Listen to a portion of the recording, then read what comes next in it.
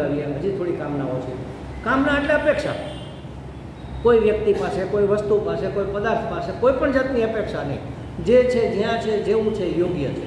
જે મને મળ્યું છે બરોબર છે, પૂરતું છે, પર્યાપ્ત, બસ આનું નામ કામનાની સંતુષ્ટિ. તો કામના કેટલી છૂટી, સંસાર કેટલો છૂટ્યો.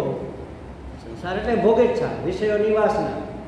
સંસાર કેટલો છૂટ્યો. આ સત્સંગમાં જઈએ છીએ, સદગુરુના સંપર્કમાં આવીએ છીએ, ઈશ્વરની ભક્તિ કરીએ છીએ, સવારમાં ઉઠીને પ્રાર્થના કરીએ છીએ, સાંજે મંદિરે ટંકોરા વગાડીએ છીએ. કેટલો સંસાર છૂટ્યો. સંસાર છૂટ્યો એટલે કે ઘર છોડીને જતા રહેવાની વાત નથી, પણ સંસાર માટેની આસક્તિ છૂટી. કે મને આ જોઈએ, મને તે જોઈએ, ને આ હું કરું, ને આ તમે કરો, ને હું કરું તો એનું ફળ મને મળે. એ હું પણ નીકળી જાય. કર્તૃત્વ, ભોક્તૃત્વ, પ્રમાતૃત્વ નિવૃત્ત થાય એનું નામ સંસાર છૂટો કહેવાય.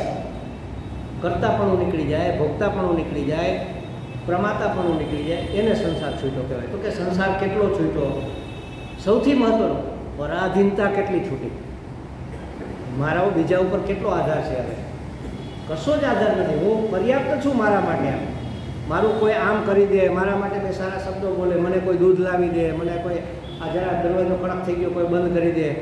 આપણામાં શક્તિ નથી તો ભલે આપણે એની મદદ લઈએ, પણ પછી પરવશ જ થઈએ. કશું કરી શકતા નથી આપણે બધા. બહારથી આવીએ ને, મારી જ વાત કરું તમને, બીજાની તો આપણે ક્યાં કરીએ. મારી જિંદગીમાં સંન્યાસ લીધા પહેલાં, ટૂંકમાં આ માર્ગે આવ્યા પહેલાં, સંન્યાસ નહીં પણ સાધનામાં આવ્યા પહેલાં, મારા હાથે ઊભા થઈને મેં કોઈ દી પાણીનો લોટો ભરીને પીધો નહોતો. ઊભા થઈને ગોળેથી હાથે ગ્લાસ ભરીને કોઈ દી મેં પાણીનો પીધો નહોતો. લો, હવે આવી નફટાઈ હતી જીવનમાં. એને બદલે હવે બધું જ હાથે કરીએ છીએ ને કશો જ વાંધો નથી આવતો. એવું થતું નથી કે અરે અરે મારું કોઈ કરનાર નથી. ભલું થયું ભાંગી જંજાળ, સુખે બચશું શ્રી ગોપાલ. ખૂબ આનંદ છે, ખૂબ આનંદ. કોઈ પરાધીનતા જ નથી ને. કોઈ પાણી પીવડાવે અને આપણે પીએ, કોઈ ચા બનાવી દે અને આપણે પીએ, અને એ ચા આપણને અનુકૂળ હોય ન હોય, કડક થઈ જાય, મીઠી થઈ જાય, ખાટી થઈ જાય, મોળી થઈ જાય, પતલી થઈ જાય, દર વખતે એક સરખી થાય ને ન થાય ને, કાંઈ કશી જ કોઈ વસ્તુ માટે કોઈના ઉપર આધારિત નહીં. પરાધીનતા કેટલી છૂટી. વિષયોની, વ્યક્તિની, વસ્તુની, પદાર્થની, પરિસ્થિતિની. મને નહીં આવું જ જોઈએ, આવી જ પરિસ્થિતિ હોય તો મને ફાવે. કમ્ફર્ટ ઝોનમાંથી બહાર કેટલા નીકળ્યા. અમારા છે પૂર્વાશ્રમના પરિવારમાં મહાપુરુષ બહારગામ જાય એટલે ગાડી લઈને મોટે ભાગે જાય. પછી મને ધીમે ધીમે ખબર પડી ગાડી લઈને શું કામ જાય. એના ઓશિકા વગર ઊંઘ ન આવે. બોલો, માણસ બહારગામ જાય, ફરવા માટે જાય, ઘરનું પોતાનું ઓશિકું લઈને જાય. કેટલી પરાધીનતા તમે વિચાર તો કરો. કાલે ઉઠીને કંઈ એવું થયું તો પછી ઓશિકું લીધા વગર ગયા અને પછી શું દશા થાય.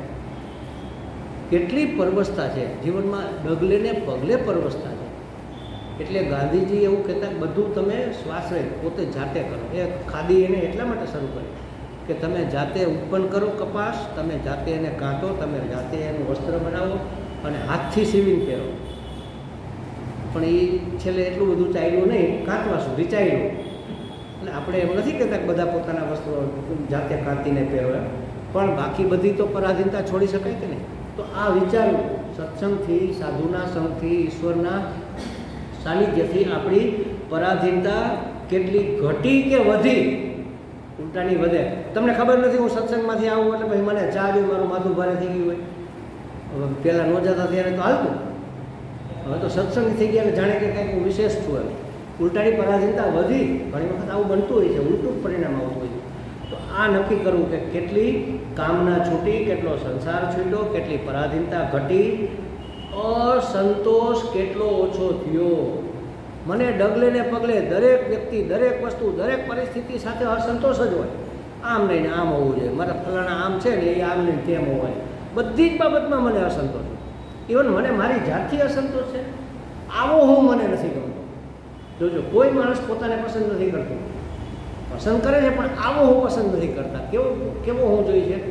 અમારા દયાનજી મહારાજ એવું કે પ્લીઝડ આઈ, મને પ્રસન્ન હું ગમે. તો પણ પ્રસન્ન રહ્યો ને ભલા માણસ. તમે અખતરો કરજો, મોટું મલકતું રાખવાનો પ્રયત્ન કરજો એક દિવસ. ખરેખર એટલો આનંદ આવી જશે. તમારા હાથની વાત છે ભલા માણસ, અને ખબર નથી, ખબર છે તો કરતા નથી. બસ તોબડો ચડાવીને ફરવું એમાં જાણે કે મોટી મહાનતા હોય. સ્માઇલી ફેસ બહુ મોટું કામ કરતું હોય છે. બીજા માટે તો કરે જ કરે, પણ તમારા પોતાના માટે ખૂબ મોટું કામ કરશે. એકલા એકલા હસતા રહ્યો બસ. એટલેથી શું થયું? સ્વીકાર ભાવ. એક ઘટના તમને કહું, આ 2-3 વખત બનેલી. હમણાં તો ખાસ બને, ભગવાને કંઈક યોજના કરી હશે. હું 3 વાગે ઉઠું, બાથરૂમ જાઉં, 3:15 કે 3:20 બાથરૂમમાંથી બહાર નીકળું, બ્રશ કરીને બધું કમ્પ્લીટ કરીને, સ્નાન બાકી હોય કારણ કે વોકિંગ કરીને પરસેવો વળે પછી સ્નાન કરું. પછી બાથરૂમમાંથી બહાર નીકળીને પહેલાં પાણી પીવું, એની સાથે થોડીક દવાઓ લઉં આયુર્વેદની, એટલે બીમારીની નથી પણ પેલી ગિલોય ઘનવટી ને ત્રિફલા ઘનવટી એવું બધું થોડું લઉં. પછી ચા બનાવું. એટલે ચા બનાવવા રસોડામાં જાઉં, રસોડાનું એક બાયણું બાલ્કનીમાં બહાર પડે. બાલ્કની એટલે વોશિંગ પ્લેસ હોય ને ત્યાં, એ સીધી બારોબાર જ હોય રોડ ઉપર. જેવું મારું બાયણું ખોલે હું ચા મૂકું ને, સામે કૂતરાઓ ચાલુ થઈ જાય. વસવાનું ચાલુ કરે તો ઠીક છે, પણ રોવાનું આવી રીતે રોવે ને, અને મને એવું હસવું આવે કે ચાલો ભગવાનનો હેરાન ભાગ્યો. અને ખાલી 2 જ મિનિટ, 24 કલાકમાં ક્યારેય શેરીમાં કૂતરું ભસતું સંભળાય નહીં તમને. બસ સવારે 3:30 વાગે એનો એલાર્મ વાગે. આપણને ખરેખર એટલી વહેલી સવારે કૂતરા આવી રીતે કરતા હોય તો ગુસ્સો આવવો જોઈએ કે નહીં? મને ક્યારેય નથી આવ્યો, નોટ એ સિંગલ ટાઈમ. મને હસવું આવે. અને ઘણી વખત તો નો ભસે તો મને થાય આજે કેમ એલાર્મ મોડો પડ્યો, હજી એવું વિચારતો હોય ત્યાં વાગે. એક પણ દિવસ ખાલી નથી જતો.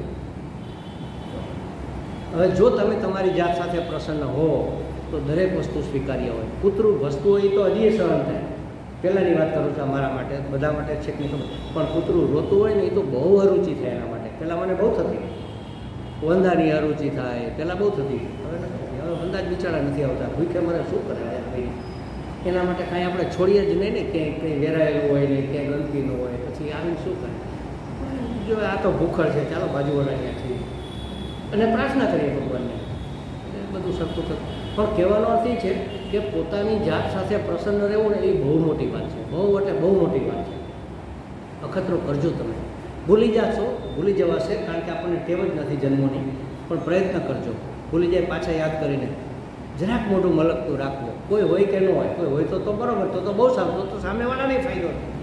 પણ કોઈ ન હોય તો આપણને તો ફાયદો થાય જ થાય, 100% થાય. અખતરો કરજો. આ મેં તો કરેલા છે. આ બધા હું જે વાત કરતો હોય ને એ બધી મેં પ્રયોગો કરેલા હોય.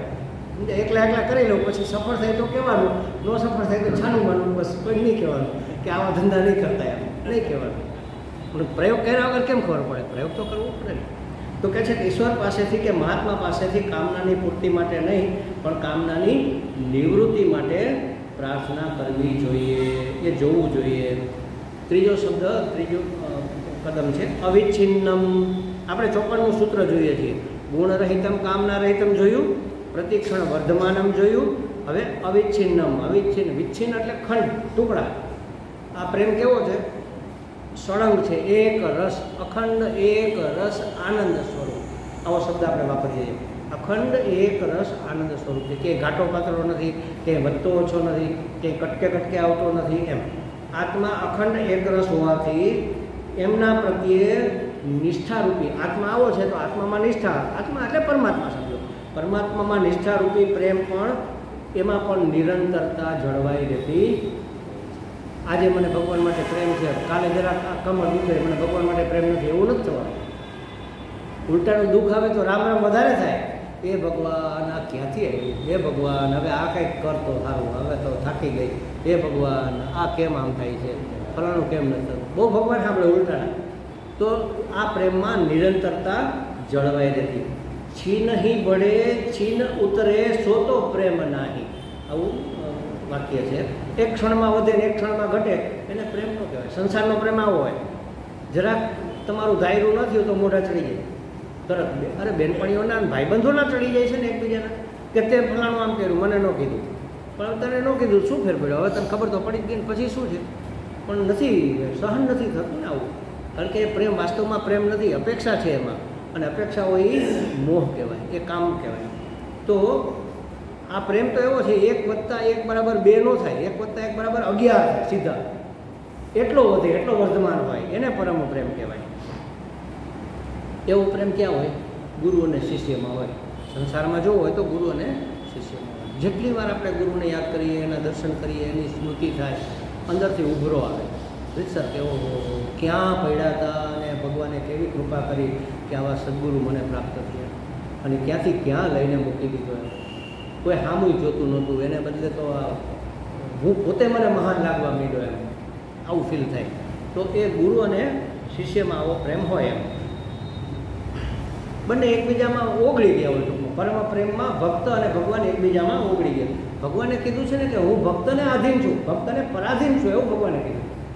અને સાચો ભક્ત આવે ને મંદિરે, કે મારા મંદિરે ભક્ત આવે ને પછી હું એની પાછળ પાછળ ચાલું. તો કે ભાઈ ભગવાન તમે શું કામ એની પાછળ ચાલો? તો કે એની ચરણરજ મારા ઉપર પડે ને તો હું પવિત્ર થાઉં. અને તમે તો પરમ પવિત્ર છો, તો પરમ પવિત્ર કરતાં પણ કંઈક વધારે પવિત્ર હશે ને ભક્તિ, એના કરતાં પણ વધુ પરમ. ચાલો, ભગવાનથી ભગવાનનું નામ મોટું, એમ ભગવાનથી ભક્તની ભક્તિ મોટી, ભગવાન એને આધીન થઈ જાય એમ. એટલું પરમ પ્રેમની અંદર એટલું સામર્થ્ય છે એમ. તો આ સંબંધોમાં, ભોગમાં, ધનમાં, યશમાં ક્યાંય પણ બાધા પડે કે વાંધા પડે, આ પ્રેમ ક્યારેય ખંડિત થતો નથી. સંસારના પ્રેમમાં તો જો સંબંધોમાં વાંધો પડે તો પ્રેમ જતો રહે. બે સગા ભાઈઓ, મેં એક વખત વાત કરી કે મારા સગા જ થાય છે. એક ભાઈની દુકાન બારગામ હતી, ટીવીની દુકાન હતી, અને એક ભાઈ રાજકોટમાં દુકાન કરી. મારા મિત્ર છે રાજકોટમાં. આ ભાઈ એટલે બપોર થાય ને બેઠા હોય, ક્યાંક કંઈ કામ કરતા હોય, ક્યાંક જતા હોય તો ફોન કરે, ક્યાં છો? તો કે હું સાઇટ ઉપર છું, કે ફલાણી જગ્યાએ છું, કે કસ્ટમર પાસે છું. જમી લીધું? તો કે તું જમી લે પછી મને ફોન કર, પછી હું જમવા બેસું. એ નાનો ભાઈ જમી લે, જમવા બેસે, પછી આને કે પછી આ ભાઈ જમે. આટલો પ્રેમ. અને જુદા થવાનું, સંસારમાં એ તો નિયમ છે, જુદા થવાનું થાય તો એકબીજાને તલવાર લઈને મારવા દોડ્યા. બોલો, બસ સંબંધોમાં પ્રેમ ભયો ગયો. એક ભાઈ કુવાડી લીધી, એક ભાઈ તલવાર લીધી. અરે મેં કીધું મૂર્ખાઓ, આ શું ધંધા કર્યા? આવો જ આટલો જ પ્રેમ હતો? આ સંપત્તિ માટેનો પ્રેમ હતો? એકબીજાને કમાઈને આપે, વધુ ને વધુ સમૃદ્ધિ વધે, એના માટેનો પ્રેમ હતો? સંબંધોમાં પ્રેમ કાંઈ પણ ટૂંકમાં વધઘટ થાય, સંબંધોમાં વાંધો પડે, ભોગમાં, ભોગ ભોગવવામાં કાંઈ ભાઈ તમે વધારે લઈ લીધું મને ઓછું આપ્યું, ભોગમાં ભાગમાં વાંધો પડે, ધનમાં વાંધો પડે, યશમાં વાંધો પડે, તમે મારું નામ ખરાબ કર્યું, તમે તમારા નામને આગળ કર્યું, મારું નામ પાછળ રહી ગયું, આવું થાય. યશમાં વાંધો પડે, ક્યાંય પણ બાધા પડે કે વાંધા પડે તો આ સંસારી પ્રેમ તૂટી જાય. પરમ પ્રેમ તૂટતોય નથી ને ખૂટતોય નથી, એ હંમેશા વર્ધમાન રહેતો હોય છે. અવિચ્છિન્નમ, આમ જનરલી એવું કહેવાય, અવિચ્છિન્નમ એટલે તૈલ ધારાવત. આવું કે તેલની ધાર કરીએ તો એક ધારી જતી હોય ને, દહીંને આમ રેડીએ તો વિચ્છિન્ન હોય, કટકા કટકા થઈ જાય ને, તૈલ ધારાવત. અથવા ઘી, ઓગળેલું ઘી હોય તો ઘૃત ધારાવત. પાણી હોય તો એમાંય ઘણી વાર કટકો થઈ જાય, પણ તેલમાં કે ઘીમાં ન થાય, કારણ કે એમાં શું હોય? ચિકાસને શાસ્ત્રની ભાષામાં સ્નેહ કહેવાય, અને સ્નેહ એટલે પ્રેમ. તો પ્રેમ હંમેશા અવિચ્છિન્ન હોય, તૈલ ધારાવત, ઘૃત ધારાવત હોય. તો આ પ્રકૃતિ છે એ જીવ કરતાં સૂક્ષ્મ છે. પ્રકૃતિ કરતાં જીવ સૂક્ષ્મ છે, જીવ કરતાં અંતઃકરણ સૂક્ષ્મ છે, અંતર કરતાં અંતર આત્મા સૂક્ષ્મ છે. એટલે સૂક્ષ્મતર આ પ્રેમ, સૂક્ષ્મથી પણ સૂક્ષ્મ, એના પછીનું પદ છે સૂક્ષ્મતર છે, સૂક્ષ્મથી પણ વધુ સૂક્ષ્મ છે. એ સૂક્ષ્મતર પ્રેમ સ્વતઃ સિદ્ધ છે, સૂક્ષ્મતર છે. અને એટલા માટે સૂક્ષ્મ હોય ને તો એ બુદ્ધિની પણ સમજમાં ન આવે ને. સૂક્ષ્મ વસ્તુ બુદ્ધિથી ન પકડાય, મનથી તો ન જ પકડાય, પણ બુદ્ધિની સમજમાં ન આવે. એ બુદ્ધિની સમજમાં આવે એવો હોતો નથી. અને એટલે એને અનુભવ સ્વરૂપ કહે છે. બતાવો કેટલો પ્રેમ છે, તો બતાવી ન શકાય, અનુભવી શકાય. આપણને ખબર પડે કે અરે મારી માં મને બહુ પ્રેમ કરે છે, ખબર પડે ને. ક્યાં આપણે કેવી રીતે જોયું? તમે કઈ બુદ્ધિથી માપ્યું, કયા માપિયાથી માપ્યું? એકે માપ્યું, અનુભવ થાય.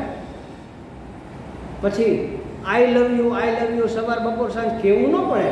એ તો અત્યારના યુગમાં હવે કહેવું પડે, કારણ કે નથી એટલે જાહેર કરવું પડે, ક્યાંક ઓલો ઓળખી ન જાય કે કાંઈ લવ યુ રહ્યું નથી. અમારા દયાનજી મહારાજ કહેતા કે પહેલાં શરૂઆત હોય ને ત્યારે આઈ લવ યુ થતું હોય, પછી થોડોક સમય થાય ને તો એ લવ યુ. તમારે જ્યાં જવું ત્યાં જાઓ, મંજૂર, એ લવ યુ, છોડો અમને ભાઈ સાહેબ. એમ આવો સંસારનો પ્રેમ હોય છે. તો કહે છે કે એ અનુભવ સ્વરૂપ હોય, એ બુદ્ધિથી પણ પકડાય નહીં. ભાવ બદલાય પણ ભાવ ન બદલાય. આને પરમ પ્રેમ. એ પરમ પ્રેમ કયો, જ્ઞાન કયો. જ્ઞાનમાં એવું છે, તમે અત્યારે આ બધું જ્ઞાન પ્રાપ્ત કરો છો, અર્જુને પૂછ્યું કે ભગવાન તમે કહો છો કે જ્ઞાની મુક્ત થઈ જાય, જીવન મુક્ત થઈ જાય તો વિદેહ મુક્ત થઈ જાય, એને ફરીથી જન્મવું કરવું ન પડે, સંસાર ચક્રમાં પડવું ન પડે. હવે માનો કે હું જ્ઞાનની સાધના કરું અને જ્ઞાન પ્રાપ્ત થઈ જાય એની પહેલાં દેહ છૂટી જાય તો મારું તો કર્યું બધું પાણીમાં જાય ને? તો કે નહીં જાય અર્જુન.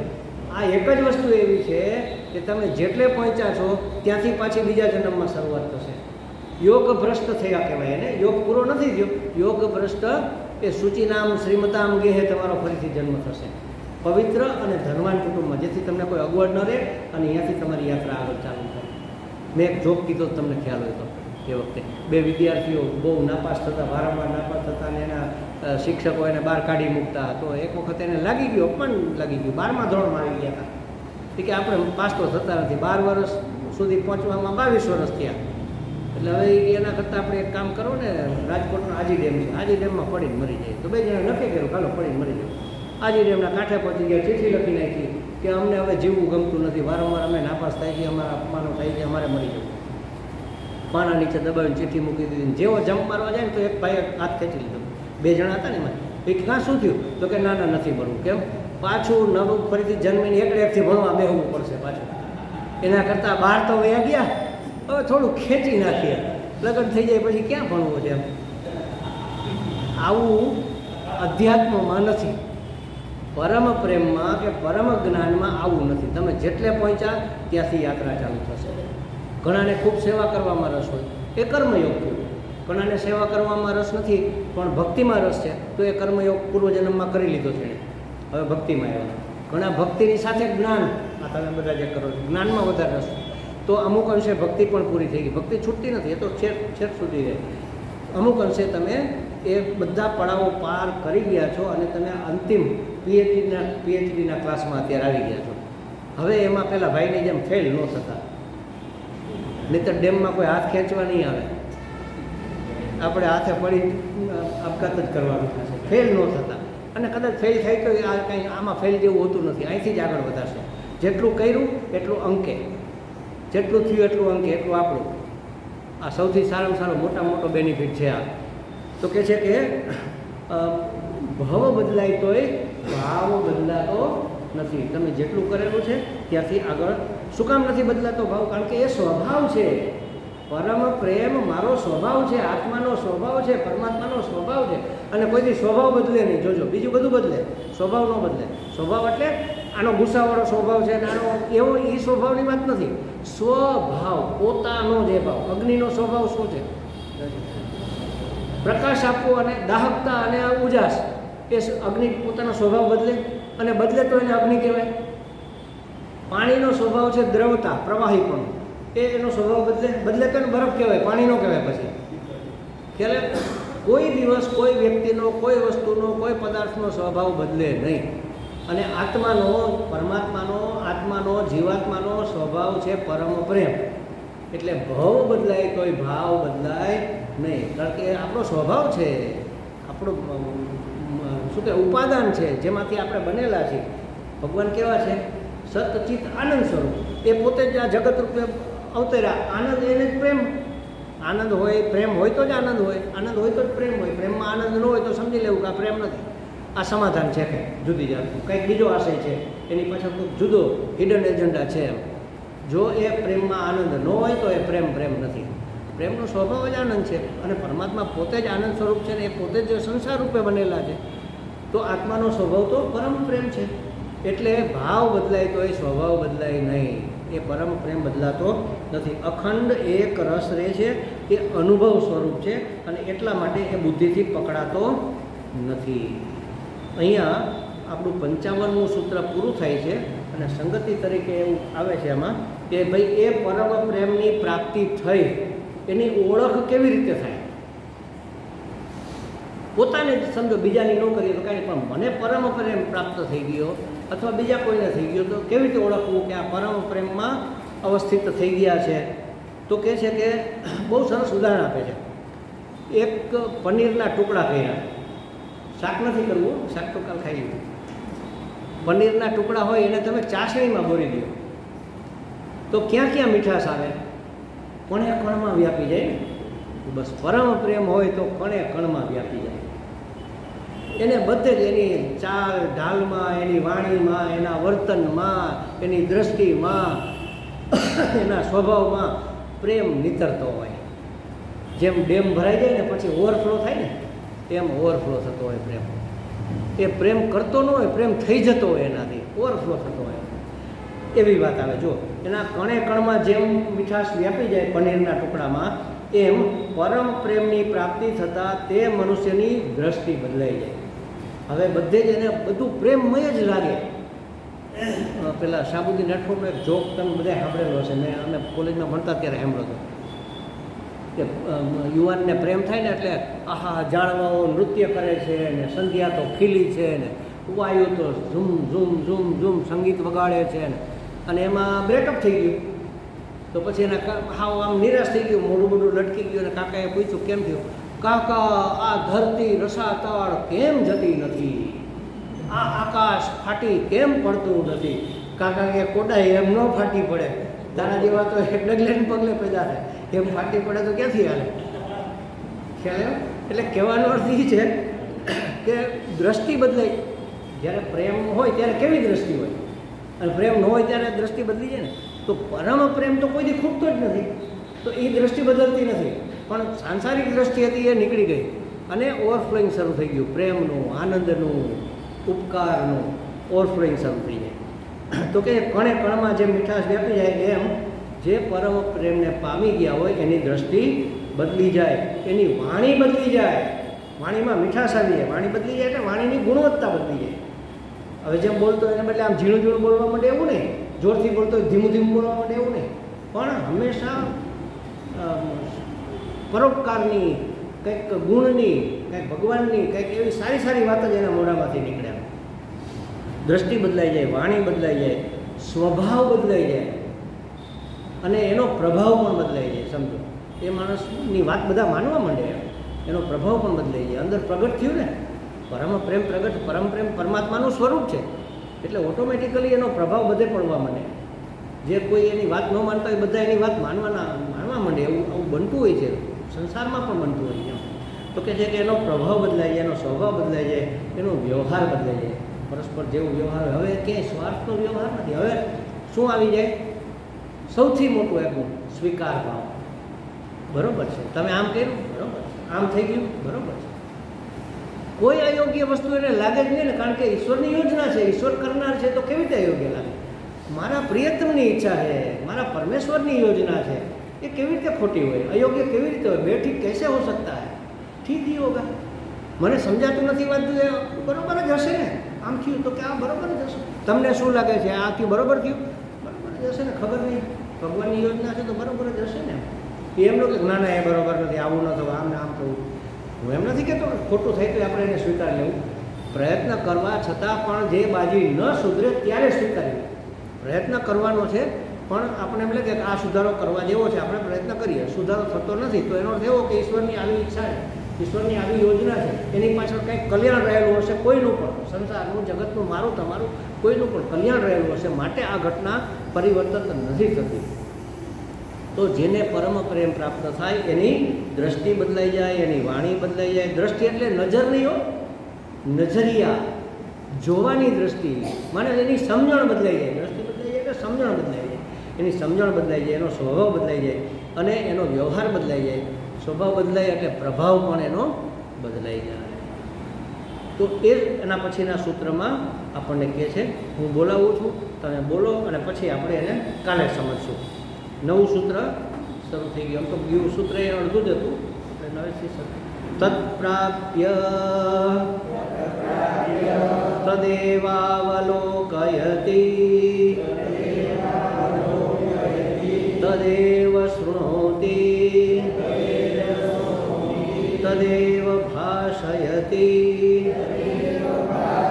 તદેવ ચિંતયતિ.